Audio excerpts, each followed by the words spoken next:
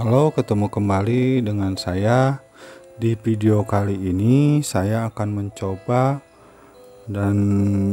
belajar. Kita belajar bersama tentang populasi dan sampel. Nah, video kali ini saya terinspirasi karena ada beberapa orang mahasiswa yang ingin dijelaskan dan ingin belajar bersama tentang populasi sampel ini. Nah, untuk yang pertama saya akan menjelaskan pengertian dari populasi maupun sampel. Oke, yang pertama di sini saya jelaskan adalah populasi dulu ya. Nah, secara teori populasi ini adalah suatu generalisasi dari suatu anggota atau elemen yang memiliki karakteristik yang sama. Itu yang dimaksud dengan populasi. Nah, kita biar gampang saya kasih contoh aja ya. Contohnya gini. Kita penelitian tentang sikap mahasiswa dalam menyusun skripsi. Nah, di sini kita tentukan siapa populasinya. Populasi itu biasanya berbentuk objek yang akan diteliti. Berarti yang di sini yang akan kita teliti adalah mahasiswa. Nah, dalam penentuan populasi ini harus juga dijelaskan mahasiswa mana yang akan kita teliti. Apakah mahasiswa tingkat akhir? Apakah mahasiswa suatu jurusan? Atau mahasiswa dari suatu universitas? Nah, ini harus diperjelas. Jadi kalau sederhananya populasi ini adalah objek yang akan kita teliti. Atau siapa yang akan kita teliti. Kalau kalimat tanyanya mungkin seperti itu. Nah, yang selanjutnya adalah sampel penelitian. Oke, untuk sampel penelitian di sini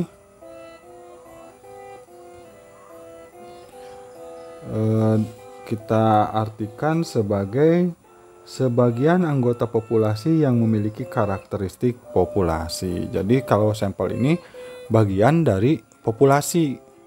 Oke. Ini bisa perwakilan nantinya kalau si sampel ini, bisa juga seluruh populasi menjadi sampel penelitian. Nah, ini tergantung dari jumlah populasi atau teknik pengambilan sampelnya ya.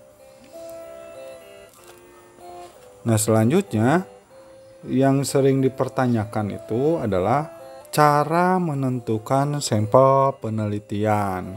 Nah, untuk cara penentuan sampel ini sebenarnya ada dua cara, yaitu cara probability sampling. Yang kedua adalah metode non-probability sampling. Jadi harus diingat bahwa metode yang menentukan sampel, penentuan sampel itu ada dua metode, yaitu probability sampling sama non-probability sampling. Lalu apa sih yang disebut probability sampling dan metode non-probability sampling? Nah, untuk pertama, probability sampling. Nah, karena di sini ada penjelasan ya, saya jelaskan. Probability sampling itu apa? Probability sampling adalah cara penentuan sampel dengan memberikan peluang yang sama untuk semua anggota populasi sebagai anggota sampel. Oke, saya perjelas. Jadi di probability sampling ini si sampel itu mempunyai peluang yang sama untuk menjadi anggota. Maaf, kebalik. Jadi di dalam probability sampling ini semua populasi itu mempunyai kesempatan atau peluang yang sama menjadi sampel penelitian. Itu untuk probability sampling.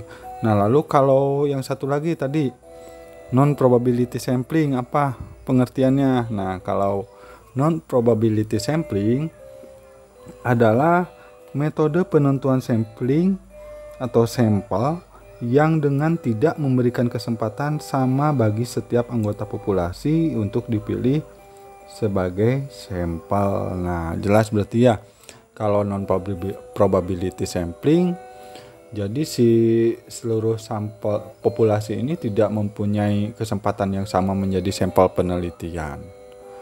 Jadi ada yang bisa menjadi sampel, bisa ada yang tidak peluangnya ya.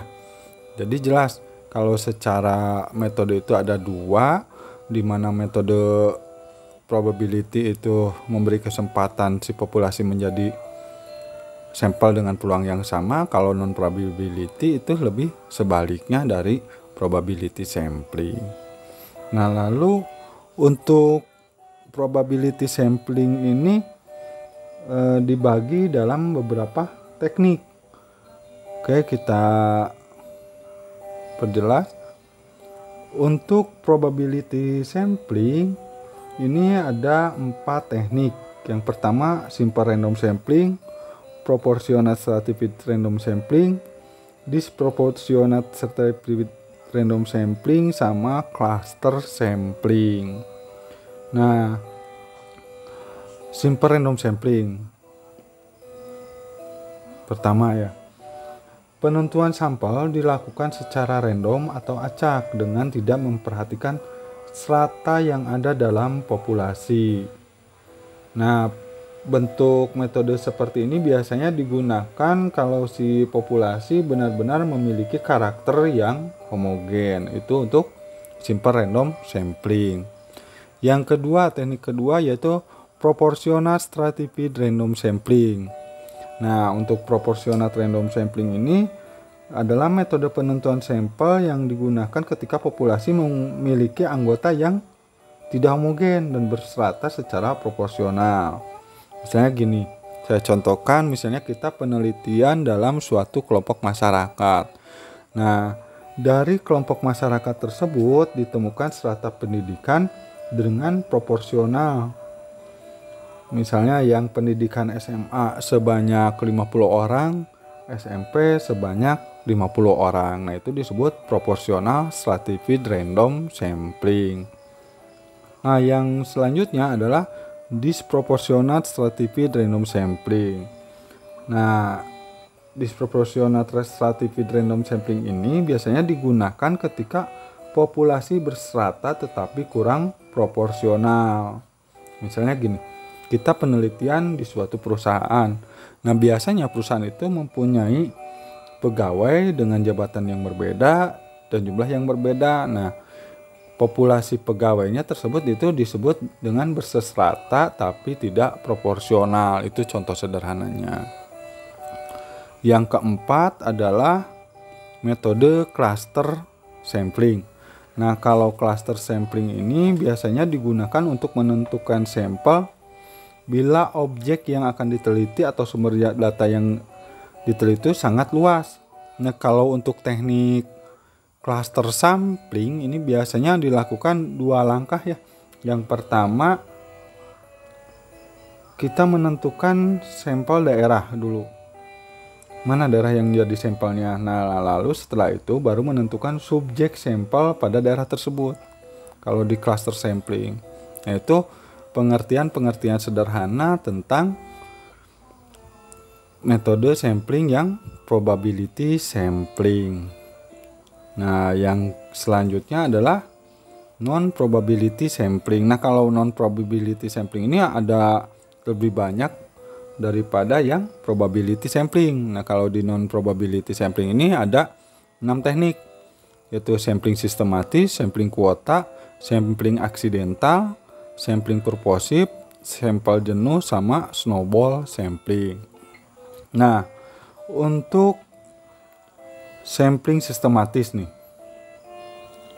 Nah, untuk sampling sistematis ini penentuan sampelnya berdasarkan pada urutan atau sistematika tertentu dari anggota populasi yang telah diberi nomor urut. Nah, contohnya gini.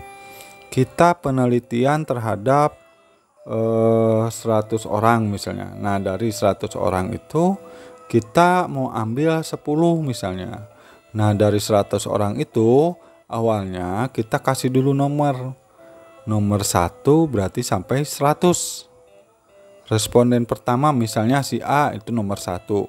Responden kedua namanya si B itu berarti 2. Gitu terus sampai ke 100. Nah, misalnya kita perlu 10, kita bisa ambil yang nomor genapnya saja, misalnya angka genapnya. Bisa juga misalnya dengan interval, misalnya 1, 10 per 10 ya, maksudnya 1, 10, 20, 30, 40, 50 sampai ke 100. Cuma tadi ingat berinterval, berarti kalau 100 berarti per 10 semua, dari 1, 10, 20, 30, 40, 50, 60, 70, 80, 90 sampai 100. Nah, bisa kita dapat 10 responden. Itu untuk sampling sistematis seperti itu. Yang kedua, sampling kuota. Menentukan sampel dari anggota populasi yang memiliki karakteristik tertentu sampai jumlah kuota yang diinginkan si peneliti. Nah, kalau sampling kuota ini sebenarnya secara teknis ini menguntungkan si peneliti karena dapat menghemat waktu, biaya, juga tenaga si peneliti. Itu untuk sampling kuota. Nah, yang selanjutnya adalah sampling aksidental. Nah, kita harus ingat-ingat itu aksidentalnya ya. Sampling aksidental adalah penentuan sampel berdasarkan aksidental, yaitu penentuan sampel berdasarkan siapa saja yang secara kebetulan bertemu dengan peneliti dan bila dipandang orang tersebut sesuai dengan apa yang diperlukan oleh si peneliti. Misalnya gini, kita penelitian tentang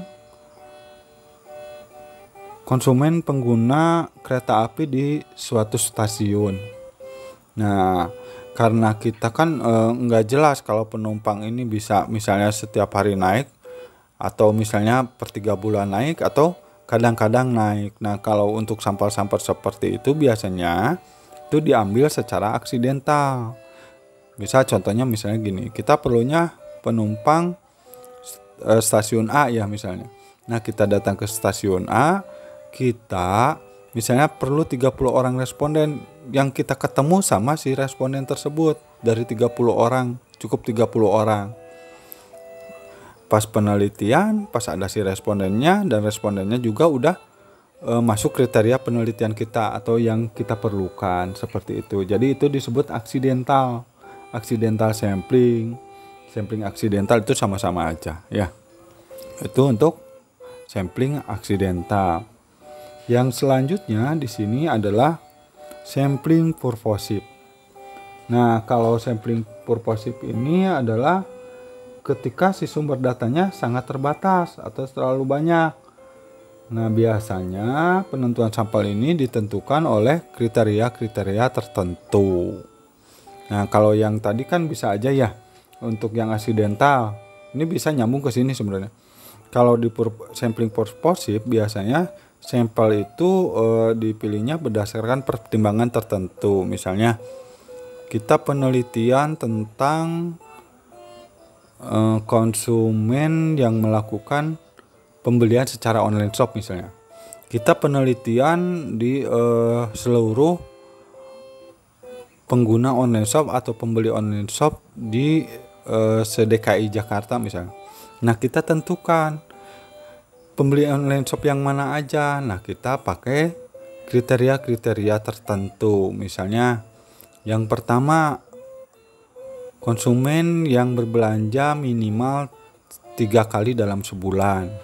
Yang kedua, misalnya berusia 20 sampai 30 tahun. Nah, berarti nanti kita sebar sih kuesioner, tapi kita tentukan, kita pastikan dulu apakah si responden bisa masuk dalam kriteria kita atau tidak. Nah, yang masuk ke kriteria kita diambil sebagai sampel, yang tidak termasuk, misalnya yang usianya lebih dari 30 atau kurang dari 20, itu tidak kita ambil sebagai sampel penelitian. Oke, itu untuk sampling purposive. Yang selanjutnya adalah sampel jenuh. Nah, kalau sampel jenuh ini digunakannya kalau si jumlah populasinya itu sedikit. Misalnya kurang dari 100 itu dianggapnya sedikit. Kalau menurut Suharsini Arikunto itu disebutnya total sampling juga ya. Jadi kalau sampel-sampel yang kurang dari 100 apalagi dari 30 ke bawah itu lebih baik diambil seluruhnya menjadi sampel penelitian. Maaf, saya maksud populasi ya.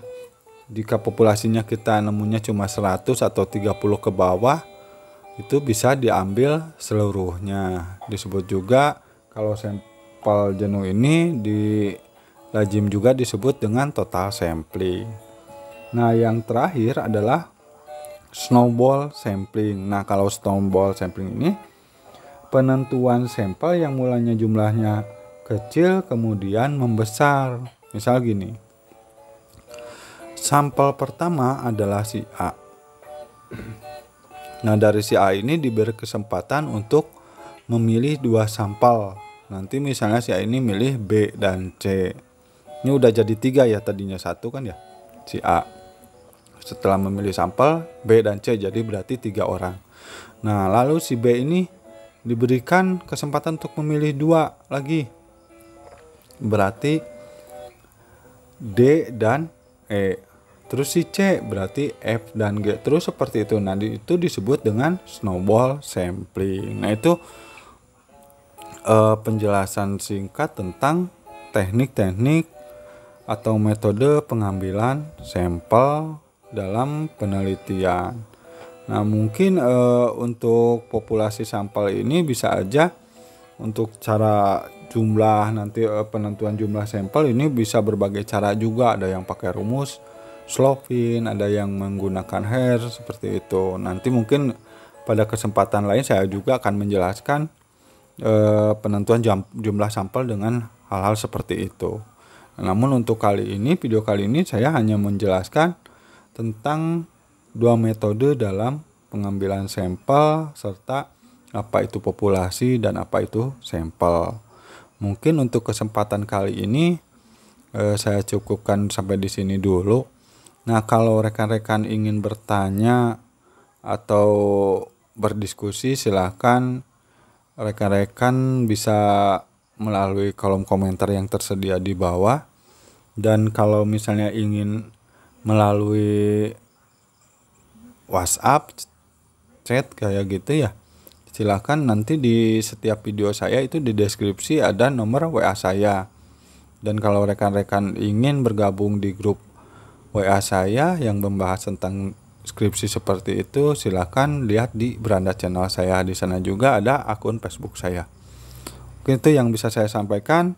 Sekian, terima kasih, semoga bermanfaat dan selalu bersemangat menjalani perkuliahan, terutama bagi yang menyusun skripsi atau penelitian. Sekian, terima kasih.